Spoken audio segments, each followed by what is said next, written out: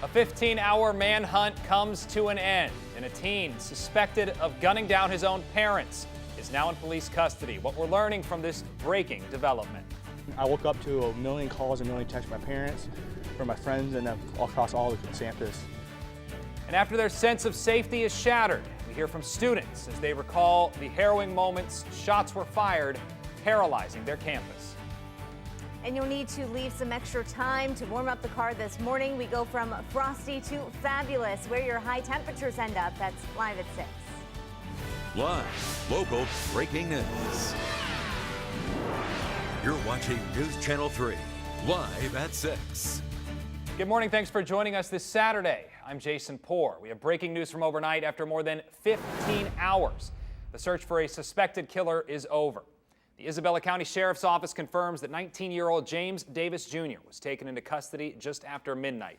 Central Michigan University says someone spotted Davis near the north end of the school's campus before being taken into custody.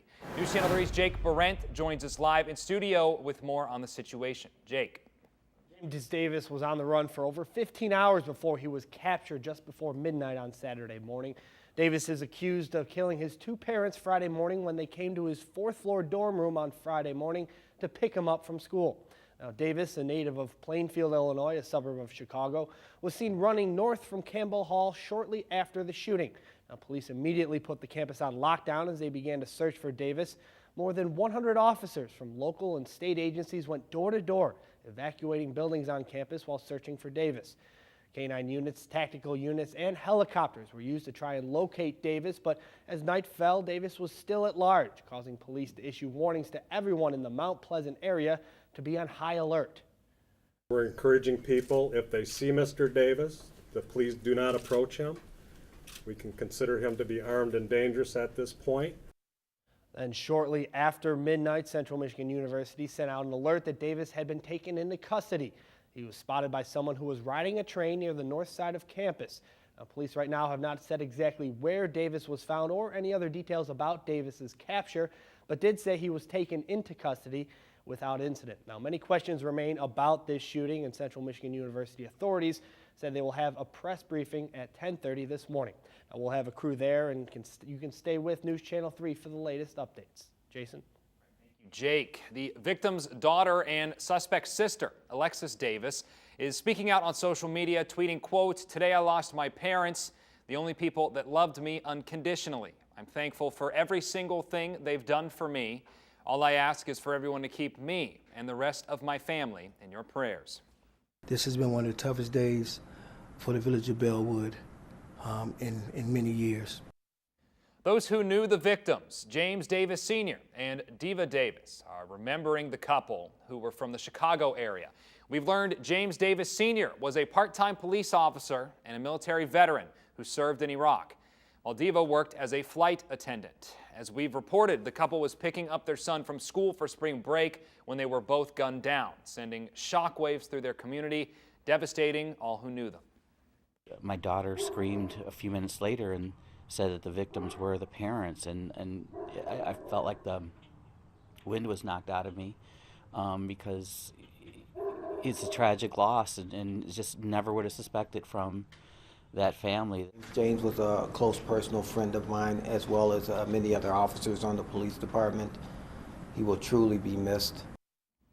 Those closest to the family say the couple was proud of their children, especially their son, for attending college and continuing their education.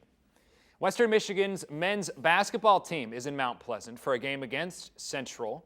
WMU Athletic Director Kathy Beauregard says the team is safe, and yesterday's shooting forced the schools to postpone their game, pushing it back to today. The two teams will face off at Northwood University this afternoon. While making a stop in Michigan to talk taxes, Vice President Mike Pence offered his condolences to the victims, friends, and family members, as well as the students rattled by a deadly shooting right on their campus. Our hearts go out to the fallen, to everyone in the Mount Pleasant community that's been impacted, and especially to the local, state, and federal agencies who are working together as we speak on the apprehension and the investigation. We can be proud of the men and women who serve in law enforcement. Congressman Fred Upton is part of a bipartisan group of lawmakers tasked with reducing gun violence. Upton says he will vote yes on a Senate bill to expand background checks if it passes, but he also says he wants to do more than that. You know, these kids are defenseless. And the last thing you want, you know, particularly as a parent, is that they feel threatened in some way. We're continuing to monitor any new developments in this tragic shooting on the campus of CMU. You can stick with News Channel 3 for updates, including a live report from Mount Pleasant coming up later this morning. Also check out WWMT.com for our complete coverage of the deadly CMU shooting. Time now 6:05 on your Saturday morning. Let's take a live look outside over South Haven. Not any snow in that shot. Maybe not the most popular opinion here, but that's wonderful to me. Let's check in with meteorologist Christina Anthony for a look at the forecast. Christina. It was a busy morning for the Battle Creek Fire Department after being called to two different fires just minutes apart. The first happened on St. Joseph Lane and North Union Street just before 3 this morning. Crews worked to quickly get the fire extinguished, but not before the flames damaged a car and destroyed the garage. No one was hurt. Then just minutes later, and less than 3 miles away, crews were called to 45 Blanche Street, where they found a vacant home going up in flames. Battle Creek's fire chief says the utilities were cut off and no one was living in the home at the time. They believe the fire's cause to be suspicious. Right now, they're unsure if the pair of fires are connected. Kalamazoo police reveal new information in the arrest of a man accused of killing a baby boy he was babysitting. Bryant Rowland appeared in court earlier this week claiming he's innocent. It took police more than 6 months to investigate Jayceon Downey's death and arrest Rowland. They say Rowland's story on how the child was hurt didn't match up with the baby's autopsy. Police say Rowland changed his story multiple times about the night he was babysitting Jayceon. Family has started a GoFundMe page to help Jayceon's mother. You can find a link to that in this story at WWMT.com.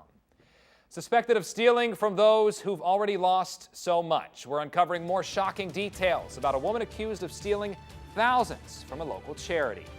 And if you were directly hit by the historic flooding that ravaged West Michigan, there's some help for you. We'll have the details coming up. And good morning. It is 6:08. We are about 1 hour away from sunrise, and we had 2 minutes of daylight into your Saturday. That's swell, isn't it? And lots of sunshine coming your way. We take a look at where high temperatures go this afternoon. That's just minutes away.